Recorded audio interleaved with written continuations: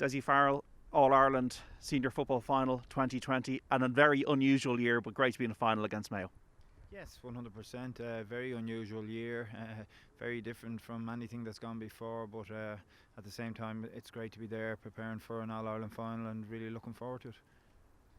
What does it feel like 25 years on from when you beat Tyrone? What was it like back then, Dessie, when you're preparing for an All-Ireland? It's so long ago, it's so hard to remember now, but look, from a player perspective, it's those big days are the ones you dream about, and that's what you train so hard for, prepare so well for, and I'm delighted for our lads, obviously, that they're there on this particular occasion in a very different season. How has the mindset, how has the preparation changed as a Gaelic footballer in those 25 years?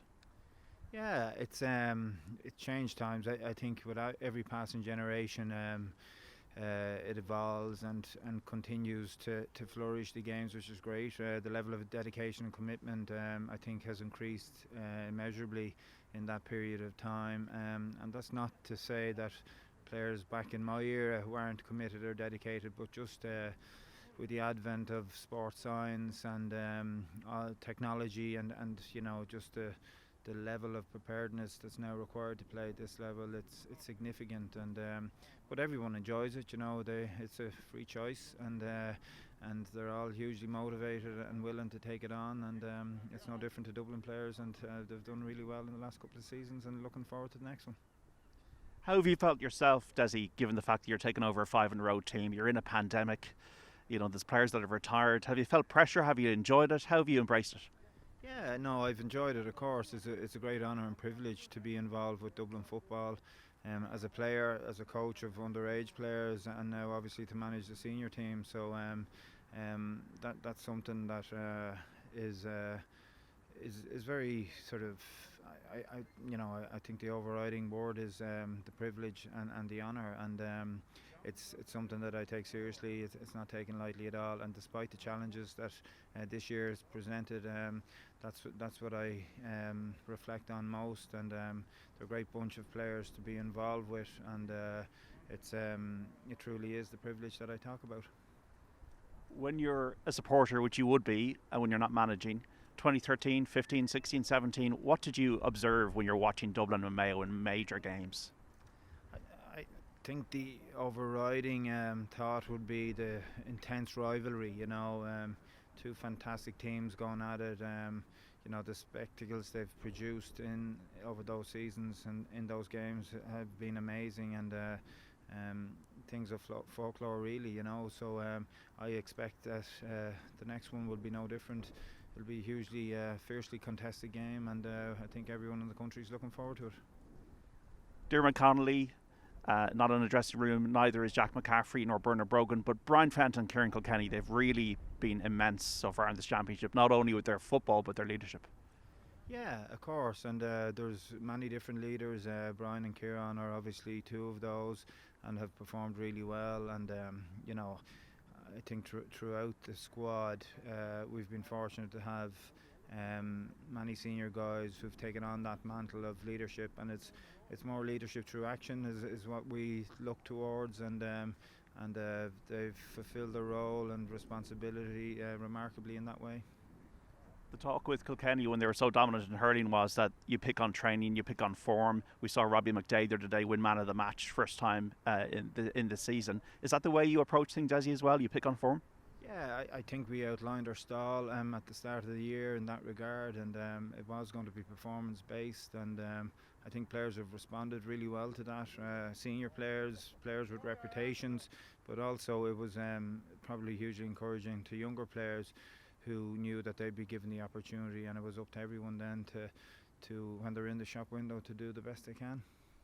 Killian OConnor scored 4-9 the last day as a forward. You would probably identify that he's in the zone at the moment. Yeah, without a doubt, it was a remarkable performance. I've never seen anything like it, and to do it at this stage of the competition, All-Ireland semi-final, is significant, you know. So he'll be full of confidence, and I think there's a number of Mayo players. Tommy Conroy is a very good foil for Kieran in there, and you know, they've definitely added some real depth to their offensive threat, and it's something that we'll definitely watch out for.